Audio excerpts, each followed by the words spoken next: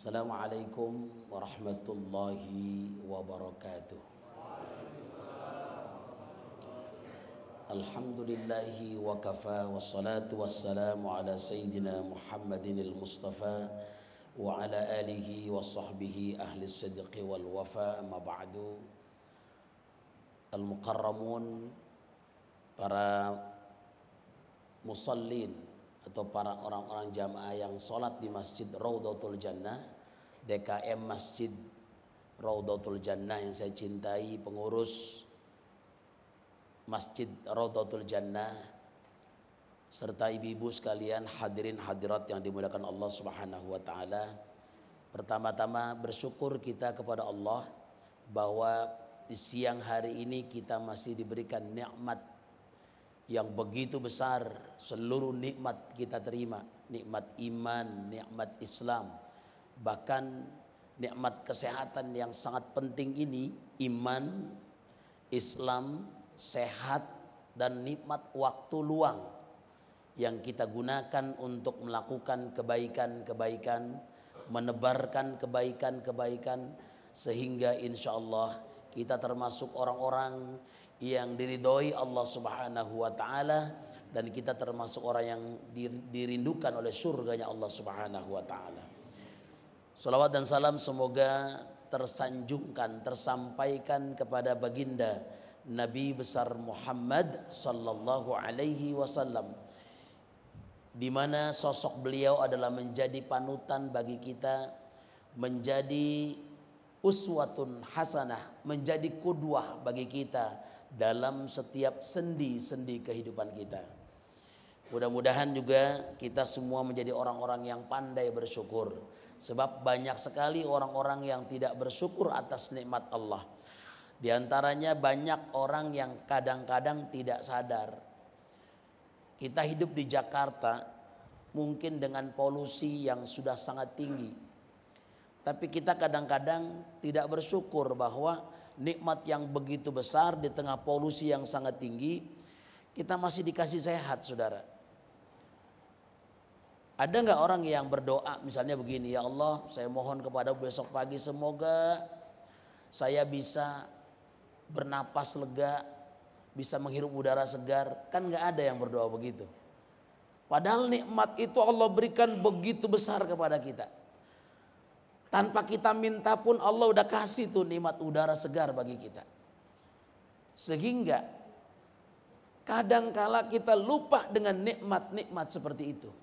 Makanya hadirin rahimakumullah, saya ingatkan hari ini, mari kita selalu mengingatkan nikmat yang begitu besar yang kita terima dari Allah Subhanahu wa taala, sehingga kita menjadi orang-orang yang pandai bersyukur. Karena kata Allah, qalilam ma tashkurun, sedikit sekali orang-orang yang bersyukur kepada Allah Subhanahu wa taala. Hadirin rahimakumullah, maka kata Imam Abul Harith Al-Muhasibi, beliau katakan bahwa janganlah engkau adukan takdir yang menimpa kita kepada manusia, kepada orang yang tidak mencintai Allah. Kadang-kadang kita ditimpa kesusahan, dikurangi nikmat sedikit saja, kesusahan misalnya. Kadang-kadang kita mengeluh kepada manusia, ya saya bagaimana begini. Padahal manusia bukan tempat mengeluh, betul? Padahal manusia bukan tempat meminta. Tempat kita meminta dan mengeluh hanya kepada Allah. Maka ada seorang sahabat yang ketika sholat berjamaah, kemudian dia buru-buru pulang. Kenapa dia buru pulang? Karena pakaian yang dia pakai gantian sama istrinya. Ketika itu ditanya, kenapa engkau habis sholat jamaah buru-buru pulang? Kata seorang sahabat, ya Rasulullah, saya kalau enggak buru-buru pulang, istri saya yang pakaian yang saya pakai ini udah ditungguin buat sholat untuk menutup aurat. Akhirnya ketika dia pulang ditanya sama istrinya, kenapa kamu lambat? Saya ditanya dulu sama Rasulullah. Akhirnya setelah dia itu istrinya marah. Kenapa engkau mengadukan sesuatu yang kita rasakan ini kepada manusia lain. Marah istrinya. Kenapa marah? Karena memang kita tidak boleh mengeluh kepada manusia. Ini kan Rasulullah yang nanya. Akhirnya didoakan sama Rasulullah. Ternyata tidak berapa lama orang itu menjadi orang yang kaya raya. Mudah-mudahan di sini jangan banyak ngeluh. Apapun yang dikasih sama Allah, syukuri. Yang paling penting adalah kita masih diberikan nikmat panjang umur. Betul? Betul? Ngomong betul aja susah. Betul? Ya gitu enak. Hadirin rahimakumullah. Hari ini saya memberikan tema tentang Nabi Muhammad itu atau Rasulullah sebagai Nabiur Rahmah. Dulu Rasulullah pernah dikelilingi oleh para sahabat. Ketika Rasulullah dikelilingi oleh para sahabat, Rasulullah pernah mengatakan, "Ya sahabatku, aku rindu dengan kawan-kawanku, dengan teman-temanku."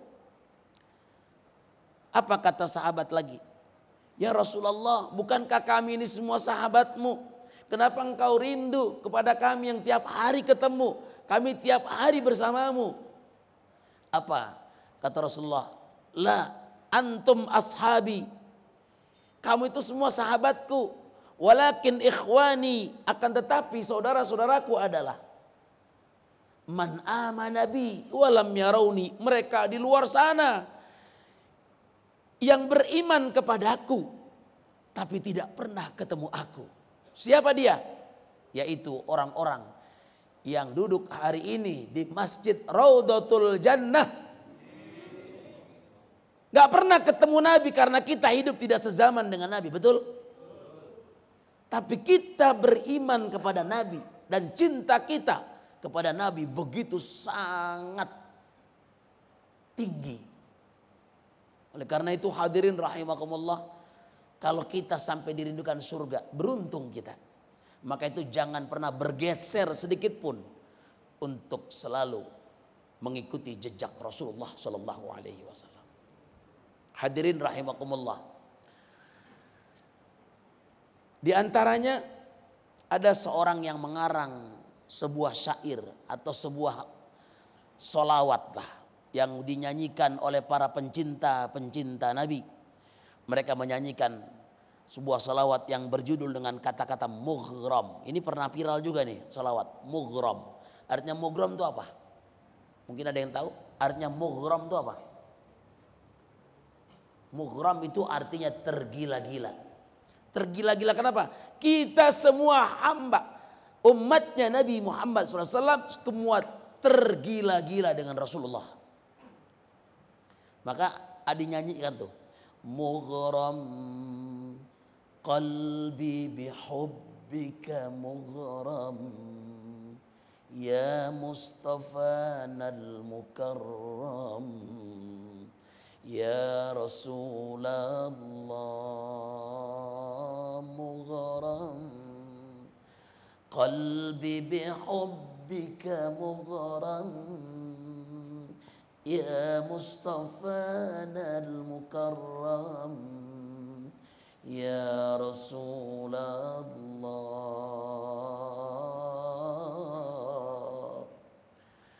Artinya mughram, tergila-gila. Mughram. Qalbi bihubbika mughram.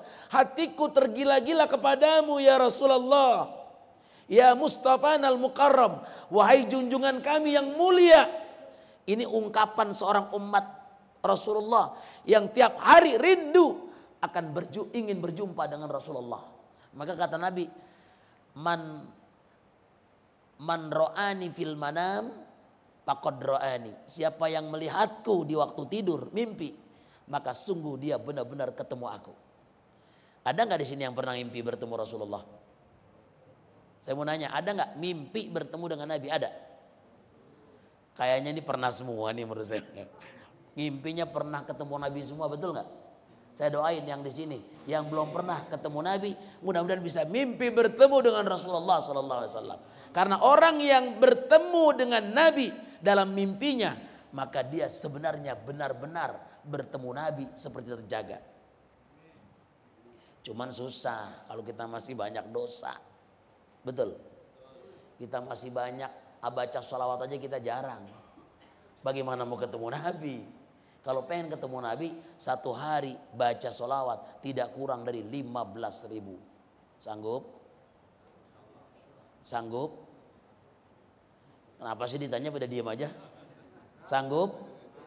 Insya Allah gitu, sanggup? Lagi, sanggup? Cuman ngomong insya Allah aja susah. Hadirin rahimakumullah. Maka itu saya mengajak kepada semuanya, mari sama-sama kita tak henti-hentinya membaca salawat sebagai bentuk cinta kita kepada baginda Rasulullah Sallallahu Alaihi Wasallam. Muhammad Rasulullah adalah sebagai Nabiur Rahmah. Saudaraku yang dirahmati Allah Subhanahu Wa Taala, berawal dari di mana ada salah seorang wanita Yahudi. Di situ wanita Yahudi ini muslimah. Dia berasal dari wanita Yahudi Madinah. Dia bertemu dengan Rasulullah. Dia melihat, ya Rasulullah, apakah engkau mau saya buatkan sebuah sandaran, tempat duduk lah bahasanya. Tempat duduk buat di atas mimbar. Buat kalau kau khutbah, kau duduk, insya Allah saya buatkan yang lebih bagus daripada yang sudah ada. Karena yang sudah ada cuma potongan kurma dibuat duduk begitu. Terus kemudian kata Nabi, silakan aja kalau kau mau. Dibuatkan sama wanita Yahudi itu. Setelah dibuatkan ternyata udah jadi. Ini disingkirin nih, yang lama ditaruh di sebelah sana tuh. Yang baru ditaruh di sini, di mimbarnya Nabi. Tiba-tiba ketika sholat Jumat, Nabi mau khutbah Jumat. Nabi lewat. Ketika mau Nabi lewat, itu batang kurma nangis. Mengeluarkan air mata dan terbelah. Batang kurma tahu nggak Pak? Batang kurma. Pernah lihat batang kurma? Nah, dipotong, dijadikan kayak duduk begini nih. Jadi nggak ada apa-apa dibuat. Jadi ada cuman duduk begitu aja tuh. Nabi nggak jadi kesini ke mimbar. Nabi nyamperin dulu, udah nyampe ke mimbar. Nabi dengar kok ada yang nangis. Nabi samperin lagi ke situ. Ternyata itu batang kurma sudah terbelah. Sudah terbelah dan mengeluarkan air mata. Terus Nabi bilang, wahai batang kurma, kenapa kau menangis? Kenapa kau mengeluarkan air mata? Apa kata batang kurma tadi? Dia katakan, ya Rasulullah, saya sedih. Kenapa kau bersedih? Karena saya sudah tidak dipakai lagi oleh engkau ya Rasulullah. Saya sangat rindu. Karena setiap hari saya bahagia, kau duduki saya. Sekarang saya sudah diganti. Saya tidak lagi diduduki oleh engkau. Akhirnya batu itu dikata gini sama Nabi, diam kau, jangan menangis. Ditenangin, udah tenang jangan menangis. Sekarang kamu mau pilih, apakah kau mau nanti berada di surga atau kau masih menangis terus sekarang? Kata batang kurma, baik ya Rasulullah, aku janjikan kau akan nanti berada di surga. Batang kurma saja saudara, yang merupakan benda mati, dia tidak bisa bergerak tanpa dipindahkan. Tapi dia makhluk Allah. Tumbuhan yang hidup. Dia saja yang gak ada jantungnya. Gak ada paru-parunya. Tapi dia saja saudara, dia nangis rindu sama Rasulullah Sallallahu Alaihi Wasallam. Kita kalah dengan batang kurma. Yang begitu rindu dengan Rasulullah. Harusnya kitalah saudara yang lebih rindu daripada batang kurma. Karena kita adalah umatnya Rasulullah Sallallahu Alaihi Wasallam. Maka sering-sering kita membaca sholawat. Man shalla alayya sholatan wahidatan. Satu orang baca sholawat satu kali kita. Man siapa orang yang bersolawat kepadaku satu kali. Sallallahu lahu ashran. Allah akan memberikan rahmat kepada yang membaca sholawat itu 10 kali lipat. Yuk kita baca sholawat. Yuk bareng semuanya. Bareng semuanya. Satu kali baca sholawat 10 rahmat datang. 10 diangkat derajat kita. 10 kesalahan kita dihapus oleh Allah Subhanahu wa ta'ala. Ayo semuanya. 1, 2, 3. Lah yang mana ini? Coba yang bareng-bareng. Sholawatnya apa dulu? Ya. Sallallahu ala Muhammad. Sallallahu alaihi. Terus semuanya. ala Muhammad sallallahu alaihi wasallam. Semua sallallahu ala Muhammad sallallahu alaihi sallallahu ala Muhammad sallallahu alaihi wasallam. Satu kali baca sholawat sebagai bukti cinta kita kepada baginda Rasul. Insya Allah di hari kiamat dipanggil-panggil, disuruh kita udkhulul jannata bisyafaati, masuklah ke dalam surga dengan syafaatku. Mengapa kita dipanggil-panggil Nabi, diajak masuk surga? Karena di dunianya kita rajin baca sholawat. Amin. Amin apa? Ya Rabbal Alamin. Di mana 3 tempat ini kata Ibnul Qayyim? Yang pertama yaitu mawatinun inda sima'il Quran. Tempat-tempat di mana di situ dibacakan Al-Qur'anul Karim. Jadi kalau kita sebagai umatnya Rasulullah, kalau ada tempat yang di tempat itu dibacakan Al-Qur'anul Karim, maka kita di situ merasa nyaman, tenang, damai, dan senang berada di tempat itu.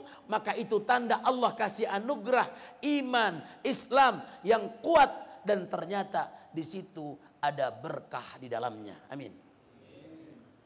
Kalau ada satu tempat di dalam itu dibacaan Quran, di mana saja berada tempat itu ada Al-Quran, ayat Al-Quran dibaca, hati kita merasa damai, tenang, bahkan nyaman. Itu tandanya kita mendapatkan hidayah Allah Subhanahu wa taala. Kan banyak orang, maaf, kalau ada suara ayat Quran dibaca, dia merasa pengang. Ada ayat Quran dibaca, dia merasa terganggu. Bahkan dia suruh matiin tuh suara soundnya, matiin, jangan kenceng-kenceng. Padahal lagi baca Quran. Ada nggak yang begitu? Ada nggak yang begitu? Banyak saudara. Tapi yang di sini insya Allah dengar Quran menjadi damai. Wa idza quri'al Quran fastami'u lahu wa ansitu la'allakum turhamun. Wa idza quri'al Qur'an fastami'u lahu wa ansitu la'allakum turhamun. Apabila dibacakan ayat suci Al-Qur'an, nah kata Allah dalam Al-Qur'an, wa idza quri'al Qur'an fastami'u, dengerin. Bila perlu jangan ngobrol, kecuali kalau penting banget, penting misalnya lagi dengerin Quran, tiba-tiba, Pak mohon maaf, ono mobil mau diparkirin, susah Pak, pinjam kuncinya sebentar. Oh iya, boleh begitu Mak, karena penting. Tapi kalau nggak ada kepentingan, diem, dengerin Al-Quran. Wa ansitu la'allakum turhamun, supaya kita mendapatkan rahmat Allah Subhanahu wa taala. Itu yang pertama. Kalau hati kita ada di situ, tempat di mana ayat Quran dibaca, kemudian kita merasa tenang, bahkan kita merasa senang, insya Allah kita bagian daripada orang-orang yang mendapatkan hidayah dan taufik dari Allah Subhanahu wa taala. Insya Allah kita juga termasuk orang-orang yang dirindukan surganya Allah Subhanahu wa taala.